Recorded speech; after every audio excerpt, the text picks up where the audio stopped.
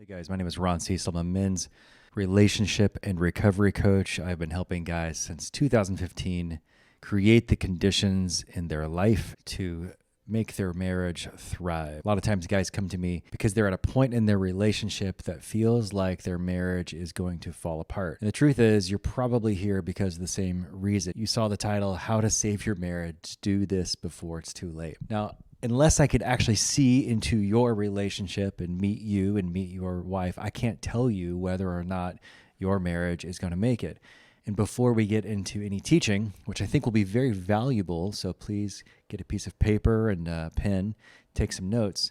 Know this, the first thing that you're feeling right now is probably a lot of anxiety, a lot of judgment, a lot of fear, probably a lot of depression too, a lot of deep sense of sadness that something is off. You know, you got into your relationship years ago with a dream of happily ever after. And along the way, there was a slow erosion, or there was a betrayal, or you guys just ended up being different people. Whatever it is, know this, no matter what you've gone through in your relationship can be repaired. Before we get into how to do that, I want you to address the first thing, which is your felt sense of your emotions, right? Your anxiety, your depression, your fear, whatever it is, because that felt sense in your nervous system is actually stopping you from being able to think clearly.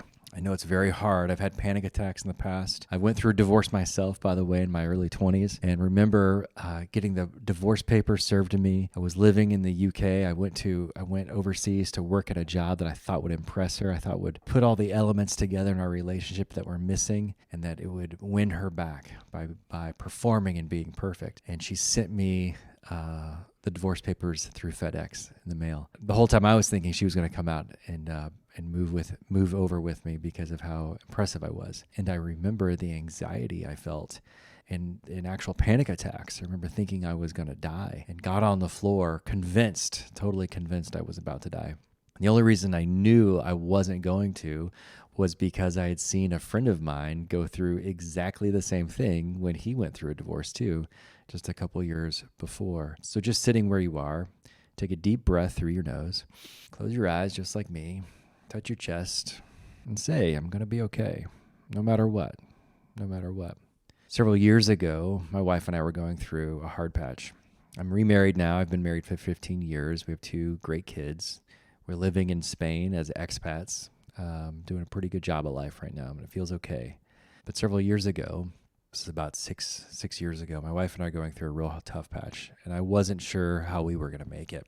And I thought, man, I've got all this shame. I teach guys about relationships. I've already been divorced once. I've been through the therapy. I've been through the trainings. I've got the background to fix this stuff. And yet I was panicking, and I realized it was really about trying to maintain what I thought needed to happen.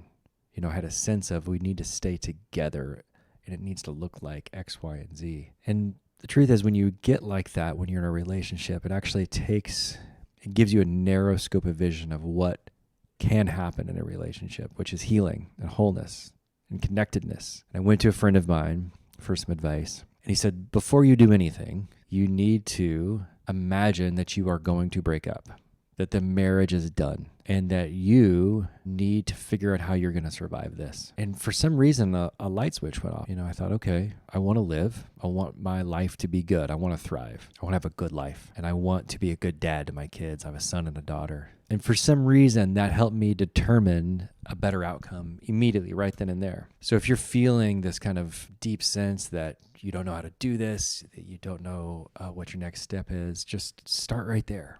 Again, feel your feelings, feel your fear, feel the anxiety, know you're going to be okay, and know the more that you determine that you are going to be okay, the better your outcome is going to be. Now, some good news for my relationship is my wife and I are more in love than ever. We have a great sex life. We have a great romantic life. I love co-parenting with her. We are in this amazing adventure in Europe. So things can get better no matter what you're going through. Okay. Now that we've gone through some of the basic setups of what to do when your relationship is wrecked, I want you to make sure you've got your pen and paper and write down a few of these things, okay? And know this, man, like there is no silver bullet. This is an emotional car wreck you've been in, right? The truck is turned over. There's a small fire starting, and there's never one thing that's going to get you out of this. and get you to feel better. It's going to be a lot of different things and a lot of different actions consistently over time, right? There's not a pill you can take. There's not a one session hypnosis thing that you can go through. There's not a manifestation. You can't take enough mushrooms to fix this. This is you showing up for yourself over and over and over again, trying not to do anything for her out of performance, but everything for you because you want to become a better man. I'm getting ahead of myself a little bit, so let's start, okay? And like I said before, because I don't know you and I don't know her, it may already be too late. You may need to start to move on. If you are clutching onto this relationship like it's the only thing that's going to keep you alive, that's a big fat red flag for you, my man. It's not going to save you. Your relationship with her isn't going to fulfill you. If she's already gone and she's telling you, John, I'm gone. Charlie, I'm gone. Marcos, I'm gone. Whatever your name is, she's probably gone, man. And to clutch and to cling on to her is actually making you more unattractive. So if there is even a little chance that she could come back, the clinginess isn't going to be the thing that gets her to come back. The begging and the sobbing and the holding on to her isn't going to be it. Over the last 9 years, I've worked with hundreds of men through this stage of the relationship. During that time, I've been able to predict with 100% accuracy which of those marriages is going to make it and which are not. And here's how you know if you are going to make it or not make it. Because it comes down to two things. And if you're doing these two things in your life, the odds are you're not going to make it. And if you're not going to make it, if your marriage isn't going to make it, then you need to start rebuilding your life new and fresh with a new imagination and letting go of the past, because you cannot fix the past. So let's look at those two things first. So number one, your wife has been telling you for years that something's wrong, and she's been asking you to address it, and you have been putting it off. You've been avoiding her. You've been avoiding conflict. You've been ignoring what she's been saying. She's been giving you the warning signs and saying, we need to talk. Things are off. I don't feel good. I don't feel safe with you. I don't know who you are anymore. And especially performance. If a guy's kind of a high performer or a perfectionist, he's going to get very good at his job. He's going to earn more money. He's going to buy more toys. And those things are going to build up, and the quality of his relationship is going to go down. Because he thinks if he provides, then he's fulfilling his part of the relationship. And he's providing the money, he's providing the safety, he's providing the resources. Those are all good things. Honestly, those are probably 70 or 80% of what a relationship is, just being the provider. Right? A container, a healthy masculine container.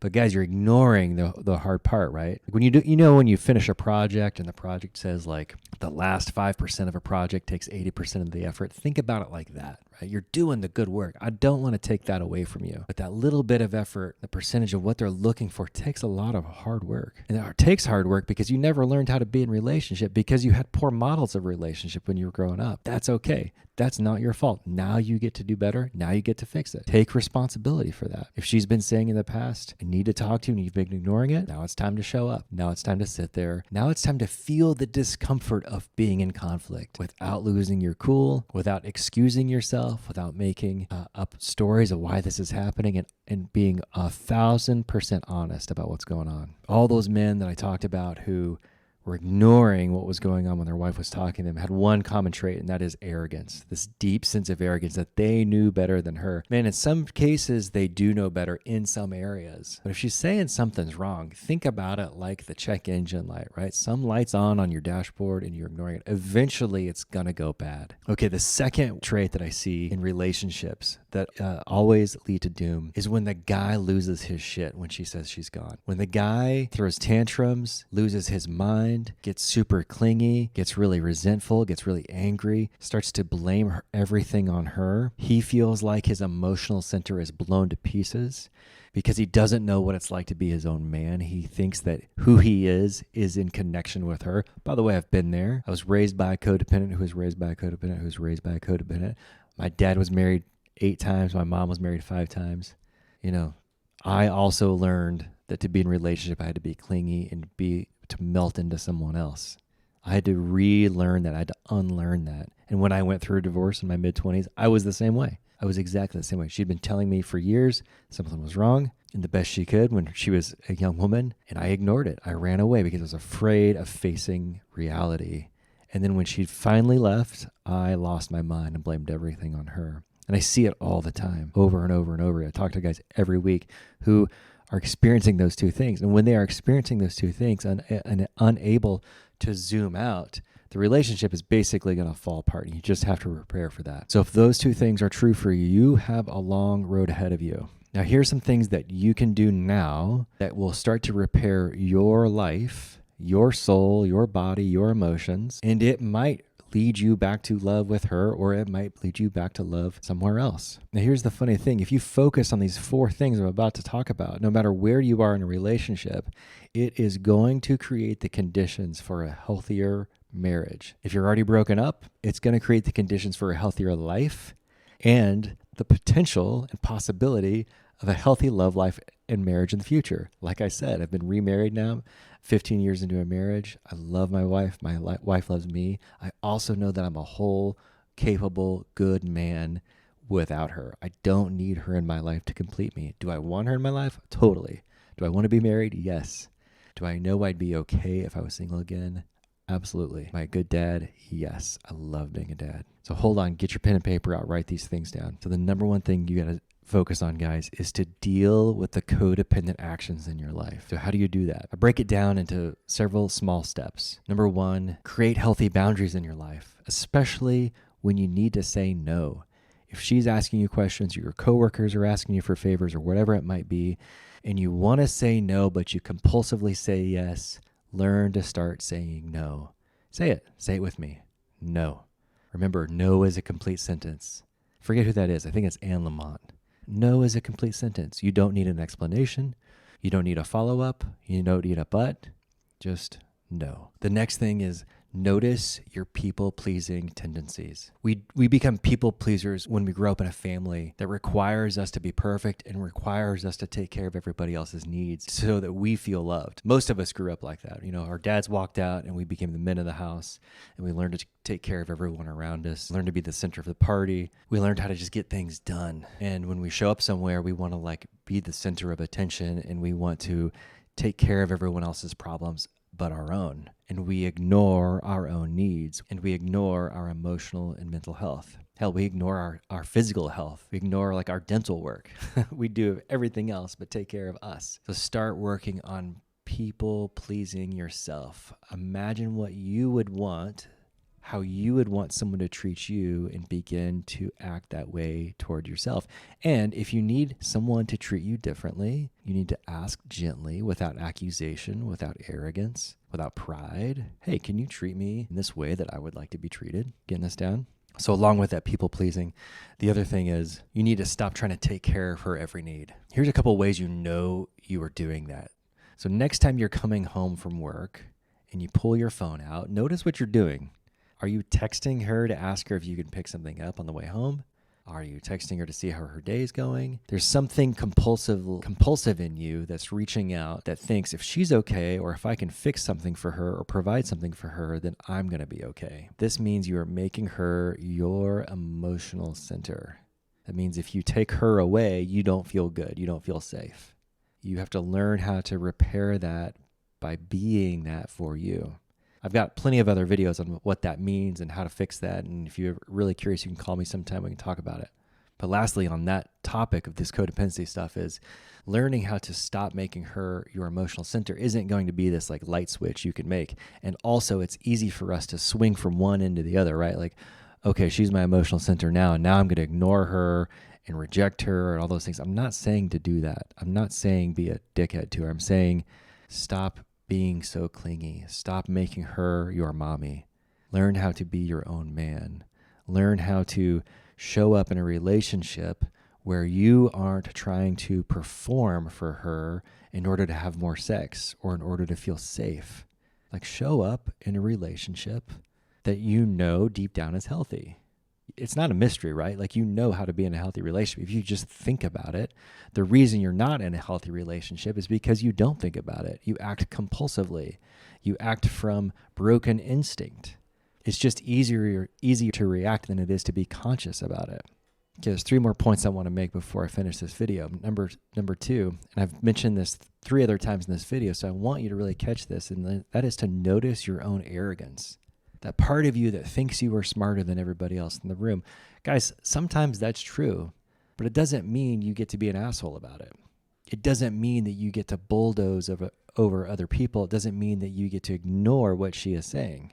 I see this especially with guys who've had a lot of success in business. I've run businesses, I've owned businesses in the past, and I've worked with a lot of entrepreneurs, from tech guys to small business owners. And if you've got a lot of success, you've got the employees, you've got the cash flow, there's this part of you that feels like you're untouchable. I see it a lot with guys who are both very successful and also addicts, right? They're like, well, everything's going okay. I should be able to like use as much drugs or alcohol as I want. And the thing is with arrogance and addiction is they're the same thing. They're a tool to make yourself feel okay for a while, and then the tool stops working, right? It's like using a tool in your toolbox, but it's for the wrong thing, right? Have you ever picked up like pliers and you're trying to hammer something with it? Like it kind of works, you can kind of get by with it, but eventually it breaks. Eventually you mess up. Eventually you hurt yourself. It's the same way with arrogance and addiction. So how do you stop being arrogant? Well, it's simple. The antidote to arrogance is vulnerability. It's admitting when you're wrong and saying, like, here's what I'm actually dealing with. I'm not telling you to be completely vulnerable with her. She may not be the person. You might need to go talk to a therapist or a coach or your best friends. In fact, you might need to go talk to all three of those guys. But vulnerability is saying, I don't feel okay. I feel nervous. I feel scared. I'm unsure what to do, and I need help. That's vulnerability.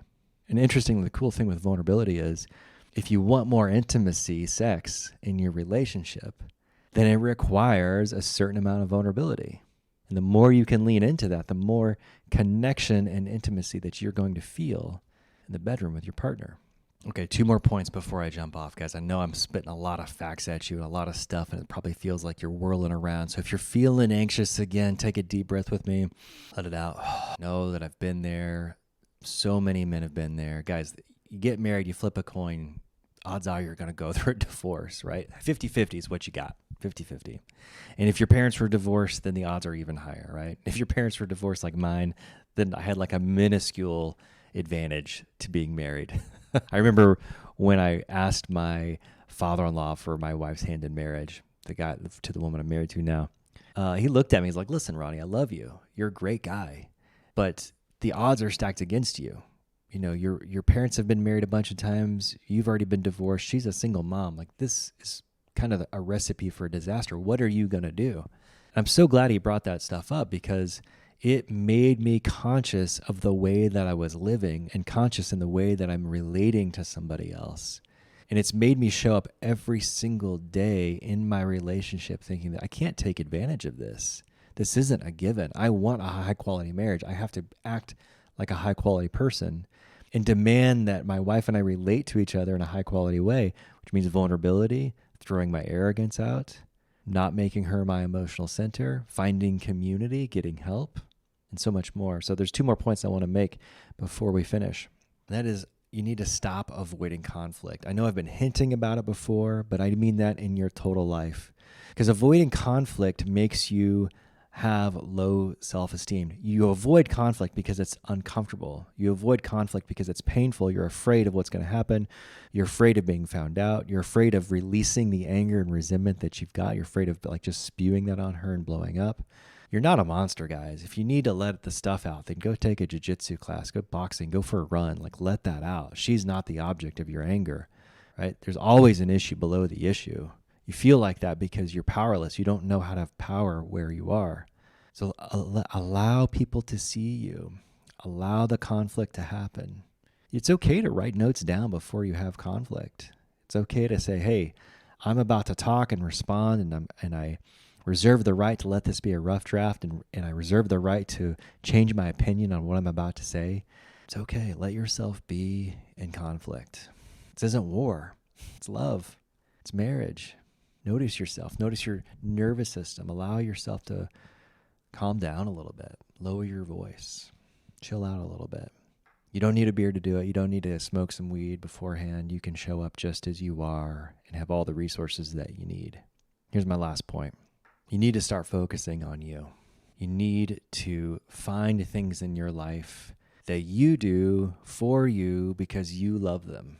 See, when your wife first found you, she saw all this potential. She saw this guy who had his own life. She saw this man who was capable and had potential for the future. And then you melt it into each other because that's the normal thing relationships do. You melt into one another and you lose your own identity. You lose your identity. She lost her identity. You melt into each other and you parent each other and the eroticism leaves. It's disgusting. It's hard. We're not meant to do that, by the way. We're not meant to do that at all. We're meant to be our own people, our own distinguished, separate, whole individuals who come together. She's not your better half. She's not your other half. You are your own person. She should be her own person. So find some hobbies. Make it easy. Go do things you like doing. You like fishing? Go fishing. You like guns? Go shoot some guns. You need to go to the gym? Go to the gym. Do it for you. You don't need to ask permission either, by the way. If you're in a permission-based relationship, what you really are is in a parental relationship. You can double check. Say, hey, I'm going to go do these things. Does this mess up your schedule? Do you need to go take care of those things too? Right? You're running a family, but asking for permission like she's your mom isn't what I'm talking about. I'm saying you need to find the things that you love doing because they are life-giving to you, right? Some simple ones I've done in my life. Super into rock climbing for a long time, motorcycles, jiu-jitsu, archery, guns, hanging with my friends, right? Be with people who give you life. And lastly, when you're with those people, they aren't there for you to talk shit about your relationship, nor are you there to help them talk shit about theirs. You need to be around people who are raising you up, increasing your level of consciousness, making you a better man, and you are making them a better man. I know I covered a lot today. I know some of this stuff is like probably hard to hear, and some of it might even feel impossible. So here's what you need to do. You need to go down there. There's a link that I've got a 10-page PDF that kind of uncovers this 3-step process I've got that helps men fix their marriages or recover from a marriage that's already blown apart. It's 3 easy steps. Sign up for it. It's called The Ultimate Guide to Masculine Wholeness. And if you're sitting here going, Ron, I need help, that's a sign that you need help. Don't ignore it. Do something about it. You need to act on that. I believe everything happens for a reason. I believe you got here because you've been searching and looking, not knowing what to do. And here's the sign, buddy. Let's talk. There's another link right down there. Click on it. It adds you to my calendar. We can have either a 15-minute call that's free or a 1-hour session, which is an intro to my coaching and how I actually coach men. $60. Anybody can do that. Now, if you're feeling that's hard to do, I'm going to challenge you. If you're willing to pay for a bunch of bullshit in your life, hobbies, truck accessories, whatever it might be, coffee's out, beer's out, and this feels hard for you, that's where your real priorities are. Your priorities are numbing out and being Peter Pan rather than growing up and being a dude. So let that be a challenge, dude. Click the link, sign up for a session. Let's have a conversation. Until then, take care of your nervous system. If you are angry, if you're resentful, it's not going to lead you to right thinking. Let the quality of your energy be your highest priority. Until next time, guys, follow me on Instagram. Make sure you like and subscribe this so that other men can hear this and watch this and get the same help they need. Grace and peace, everybody.